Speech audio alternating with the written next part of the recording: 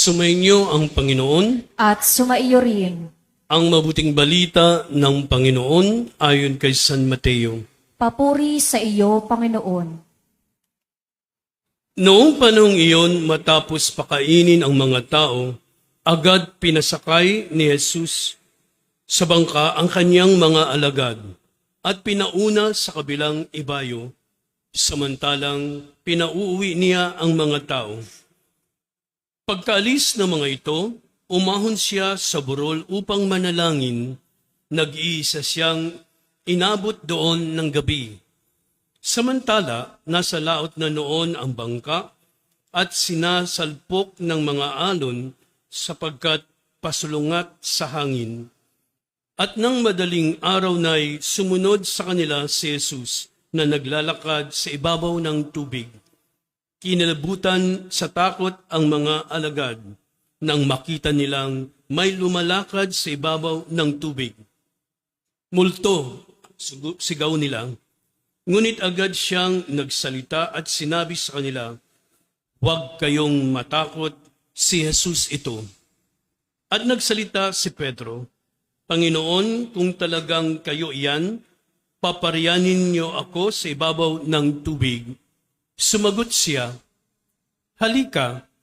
Kaya't lumunsad si Pedro sa bangka at lumakad sa ibabaw ng tubig palapit kay Jesus. Ngunit nang mapansin niya ang hangin, siya'y natakot at nagsimulang lumubog. "Sagapin ninyo ako, Panginoon," sigaw niya. Agad siyang inabot ni Jesus. "Napakaliit ng iyong pananalig," sabi niya kay Pedro. "Bakit ka nag-alinlangan?" Pagkasakay nila sa bangka, tumigil ang hangin at sinamba siya ng mga nasa bangka. "Tunay na kayo ang anak ng Diyos," sabi nila. Ang mabuting balita ng Panginoon. Pinupuri ka namin, Panginoong Hesukristo. Magsiupong lahat at makinig sa homilya. Mga kapatid, narinig natin ang isang himalang ginawa ni Jesus na nagpapakita na siya'y tunay na anak ng Diyos. Sapagkat ang mga hangin o malakas na hangin at alon ay napapatigil niya at gayon din naman lumakad si Jesus sa ibabaw ng tubig. So alam natin itong familiar tayo sa ebanghelyo na ito sapagkat ito ay nagpapakita sa atin sa buhay ng tao na tayo ay minsan sinusubok ng mga problema o siliranin sa buhay. So, tulad tayo ni Pedro na gustong sumunod sa Diyos, gustong lumapit sa Diyos, pero nung makita yung bagyo, katulad ngayon ay ang lakas ng ulan o may bagyo tayo ngayon, takot ang karamihan sa bagyo o kahit nasa ulan man lang. Bakit? Kasi nga, pwede kang magkasakit, pwede kang tamarin sa pagtatrabaho, at kung ano-ano pa.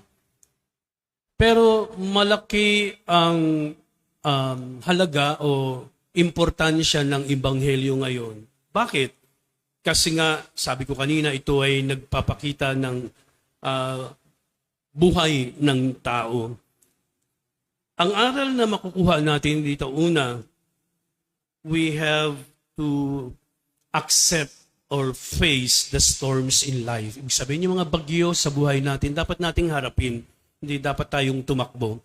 Kasi kung tayo ay tatakbo o tatalikod, mas lalo tayong manganganib. Harapin natin para maging malakas tayo sa susunod na pagkakataon, ma-experience natin yung ganung problema, alam na natin ang gagawin. Kasi tayong mga Pilipino ay madiskarte. So kahit na sa gitna ng unos o ng mga trahedya, no, tayo ay nakatayo pa rin, nananampalataya o nananalangin sa Diyos na hindi yun ang gugupo sa atin, no, sa ating pagmamahal sa Diyos. Pangalawa, we have to fix our eyes on Jesus. Ibig sabihin, huwag mawala yung ating paningin sa Diyos. Kasi nung naranasan ni Pedro na nakalakad siya sa dagat, kung tutusin, no, ano doon yung kanyang pananalig sa Diyos. Pero nung makita niya ang malakas na alon, ang malaking alon at malakas na hangin, siya ay unti-unting lumubog. Lumulubog tayo dahil sa kakulangan ng ating pananampalataya sa Diyos kasi minsan hindi tayo marunong tumanaw ng utang na loob sa Diyos.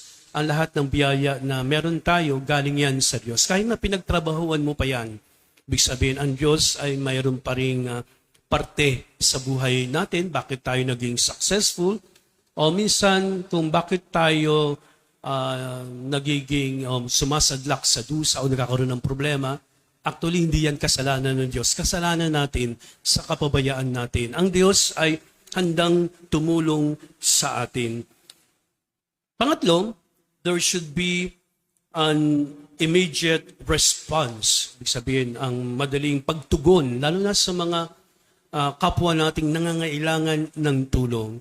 Nung sinabi ni Pedro na, Panginoon, tulungan mo ako. Ibig sabihin, may pangangailangan si Pedro na alam niyang malulunod si Pedro kung di niya sasagipin o kung di niya hahawakan. Simpleng hawak lang sa kamay ni Pedro, siya ay naiangat o hindi lumubog sa tubig. Tayo minsan, may mga kapatid tayong nangangailangan, pero patuloy silang lumulubog kasi hindi natin inaangat, hindi natin tinutulungan. Kung wala tayong pera, hindi lang sa pera makakatulong sa ibang tao, kundi sa iba't ibang paraan. Kahit na yung simpleng ngiti mo lang, sabi nga ni Mother Teresa, a smile can give you happiness. No? Ang smile can lift you up. No? Pero alam niyo naman yung mga ngiting aso. No? Hindi po ngayon. Yung ngiting tunay. Ngiti na alam mo na sa mukha, lalo na kung gwapo o maganda, ngingiti. Di ba? So, nakikita ko ngayon yung mga ngumingiti, no? Lumalabas daw yung, ang hindi sa itsura lang, kundi kagandahan ng loob pag ikaw yung ngumingiti. Although there's sometimes na tinatago natin yung mga sakit sa buhay natin, mga problema, kaya nga yung mga comedian, di ba, sa harap ng tao nagpapatawa. Pero deep inside, sila ay may kalungkutan. Pero yung kalungkutan yan, itinasantabi kasi ang layunin ay mapasaya. No? Si Jesus, ang layunin ni Jesus ay hindi lang mapasaya ang mga tao, kundi maniwala sa Kanya. Yung mga himala ay hindi kailangan na gawin ni Jesus, pero para patunayan ni Jesus na ang sumasampalataya sa Kanya ay pinagpapala ng Diyos. Kaya tayo, tingnan mo, parang sinusubok tayo. Kanina tumigil na ang ulan. Pero patuloy yan. Pero walang walang epekto sa atin. Mababasa ka lang ng ulan. No? Meron bang tinamaan ng ulan na matay? Magkakasakit muna, syempre, di ba? Meron bang tinamaan? O tinamaan ng kidlat, meron. Pero tamaan ka ng ulan o mabasa ka, dadami ka ba? Hindi po. No? So, yung mga bagyo na yan ay nariyan yan sa harapan natin. Sabi ko nga, we have to face the storms in life.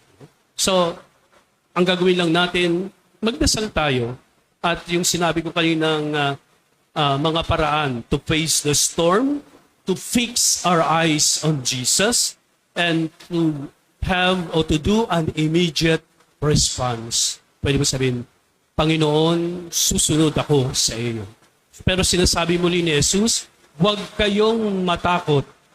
Ako ito, si Jesus. Pag narinig natin yan, titila ang ulan, no? At wala yan na epekto sa buhay natin. Amen? Sa ngalan ng Ama, ng Anak, at ng Espiritu Santo.